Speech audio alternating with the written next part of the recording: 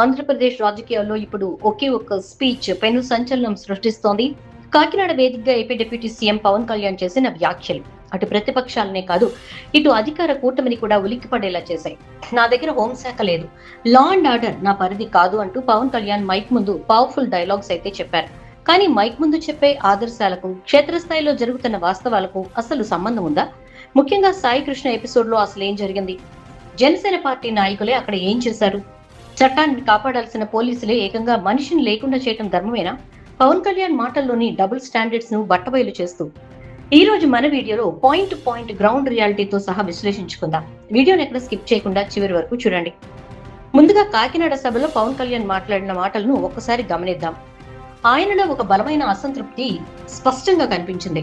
రాష్ట్రంలో ఎక్కడ ఏ ఇన్సిడెంట్ జరిగినా అందరికీ నేనే గుర్తొస్తాను, కానీ దురదృష్టవశాత్తు లా అండ్ ఆర్డర్ నా చేతుల్లో లేదు, హోంశాఖ నా పరిధిలోకి రాదు, అది క్రిమినల్స్ చేసుకున్న అదృష్టం అని పవన్ కళ్యాణ్ వ్యాఖ్యానించారు. సరే, ఈ మాటలు వినడానికి జన సైనికులకు చాలా పవర్ఫుల్ గా అనిపించొచ్చు, కానీ సగటు తెలుగుదేశం పార్టీ కార్యకర్త మాత్రం ఈ వ్యాఖ్యలను చూసి తీవ్ర అవమానంగా ఫీల్ అవుతున్నాడు. ఎందుకంటే ప్రస్తుత ప్రభుత్వంలో హోంశాఖ మంత్రిగా ఉన్నది టీడీపీకి చెందిన మహిళా నేత బంగళపూడి అనిత. అలాగే లా అండ్ ఆర్డర్ పూర్తి పర్యవేక్షణ ముఖ్యమంత్రి చంద్రబాబు నాయుడు గారి చేతుల్లోనే ఉంది. మరి పవన్ కళ్యాణ్ నేరుగా నా చేతుల్లో హోంశాఖ ఉంటే క్రిమినల్స్ తోలు తీసేవాడిని అని అనడం ద్వారా ప్రస్తుతం ఉన్న హోంశాఖ ముఖ్యమంత్రి చంద్రబాబు నాయుడు క్రిమినల్స్ పట్ల కఠినంగా వ్యవహరించడం లేదని, వారు అట్రఫ్లాప్ అయ్యారని ఇండైరెక్ట్ గా ఒప్పుకున్నట్టు కాలేదా? ఇచ్చిన మంత్రి పదవి అనుభవిస్తూ మళ్లీ ఆ ముఖ్యమంత్రినే కించపరిచేలా మాట్లాడడం కూటమి ధర్మమేనా అని టీడీపీ శ్రేణులు లోలోపల మండిపడుతున్నాయి. కిందటితో ఆకుండా పవన్ కళ్యాణ్ మరో షాకింగ్ కామెంట్ చేశారు. ఇకపై నా అభిప్రాయాన్ని సీఎం కు కూడా చెప్పను, నేరుగా ప్రజలకే చెప్తా అన్నారు. నా అభిప్రాయాలు కూడా సీఎం గారికి నేను చెప్పను, డైరెక్ట్ గా నా అభిప్రాయాలు నేను ప్రజలతోనే చెప్తాను, నేను సీఎం గారికి కూడా చెప్పను. ఆలోచించండి ఫ్రెండ్స్, ఒక ప్రభుత్వంలో నెంబర్ 2 స్థానంలో ఉన్న డిప్యూటీ సీఎం నేను నా ఒపీనియన్ ని ముఖ్యమంత్రికి చెప్పను, డైరెక్ట్ గా పబ్లిక్ తోనే తేల్చుకుంటా అంటున్నారంటే సీఎం చంద్రబాబు నాయుడుకి చెప్తే అక్కడ ఎలాంటి ఉపయోగం ఉండడం లేదనా? ఆయన ఏ నిర్ణయాలు తీసుకోలేకపోతున్నారనా? ఒకే కేబినెట్ లో ఉంటూ ముఖ్యమంత్రిపై నమ్మకం లేనట్టుగా మాట్లాడడం ప్రభుత్వ అంతర్గత వ్యవహారాలు ఎంత దారుణంగా ఉన్నాయో స్పష్టం చేస్తోంది. ఇక పవన్ కళ్యాణ్ గారు వ్యవస్థలు ఎలా చచ్చిపోతున్నాయో చెప్తూ ఎవరైనా తప్పు చేస్తే మనవాడే చిన్నపిల్లాడు వదిలేయండి అని రాజకీయ నాయకులు పోలీసులకు ఫోన్ చేస్తున్నారని ఆరోపించారు. కానీ ఇక్కడే పవన్ కళ్యాణ్ మాటలకు క్షేత్రస్థాయిలో జరుగుతున్న అంశాలకు అసలు సంబంధమే లేదనే విషయం బట్టబయలైంది. ఇటీవల జరిగిన సాయి కృష్ణ ఎపిసోడ్ ను ఒక్కసారి గమనించండి. సాయి కృష్ణ మామ స్వయంగా మీడియా ముందుకొచ్చి ఏం మాట్లాడారో తెలుసా? సాయి కృష్ణ కేసులో సెటిల్మెంట్ చేయడానికి, బేరసారాలు ఆడడానికి వచ్చింది మరెవరో కాదు, సాక్షాత్తు జనసేన పార్టీకి సంబంధించిన వాడే అని ఆయన మీడియా ముందు కుండబద్దలు కొట్టారు. అంతేకాదు, ఇక్కడ కేసు డీల్ చేస్తున్న సిఐ కూడా మన కాపు సామాజిక వర్గానికి చెందినవాడే అంటూ కులాల ప్రస్తావనను కూడా మీడియా ముందు బహిరంగంగా చెప్పారు. ఇప్పుడు చెప్పండి, పవన్ కళ్యాణ్ గారు మైక్ పట్టుకుంటే ఒకలా, పక్కకుంటే ఒకలా నటించడం కరెక్టేనా? కుల రాజకీయాల గురించి, వ్యవస్థను మేనేజ్ చేయడం గురించి మీరు మైక్ ముందు వేలాది మందికి నీతులు చెప్పే ముందు అసలు మీ సొంత పార్టీ వాళ్ళు క్షేత్రస్థాయిలో ఎలాంటి బేరాలు మాట్లాడుతున్నారో గమనించారా? అధినేతగా ఈ కులాల గురించి, తప్పులను కప్పిపుచ్చటం గురించి ముందుగా ఎవరికి చెప్పాలి?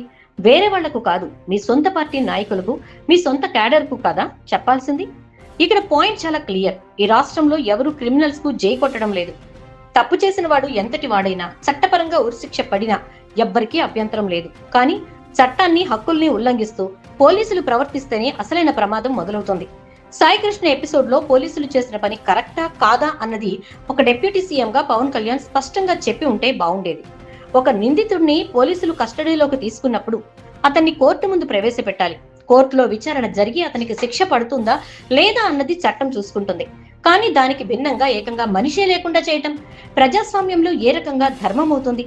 రాజ్యాంగాన్ని, చట్టాన్ని కాపాడుతామని ప్రమాణ స్వీకారం చేసిన ఒక డిప్యూటీ సీఎం చట్టాన్ని చేతుల్లోకి తీసుకునే ఇలాంటి పద్ధతులను, మానవ హక్కుల ఉల్లంఘనలను ప్రశ్నించాల్సింది పోయి నా దగ్గర హోంశాఖ ఉంటే తోలు తీసేవాణ్ణి అంటూ ఎన్కౌంటర్ సంస్కృతిని ప్రోత్సహించేలా మాట్లాడడం ఎంతవరకు సమంజసం? ఏకంగా మనిషే లేకుండా చేయటం ఏ రకమైన న్యాయం? గతంలో హైదరాబాద్ లో దిశ ఘటన జరిగినప్పుడు దేశమంతా అట్టుడికి పోతుంటే ఇదే పవన్ కళ్యాణ్ రాయలసీమలో మాట్లాడుతూ తప్పు చేసిన అబ్బాయిని చంపడం ఎందుకు, 2 బెత్తం దెబ్బలు చెమడాలు ఊడిపోయేలా కొడితే సరిపోతుంది అని నిందితుల పట్ల సాఫ్ట్ గా మాట్లాడారు.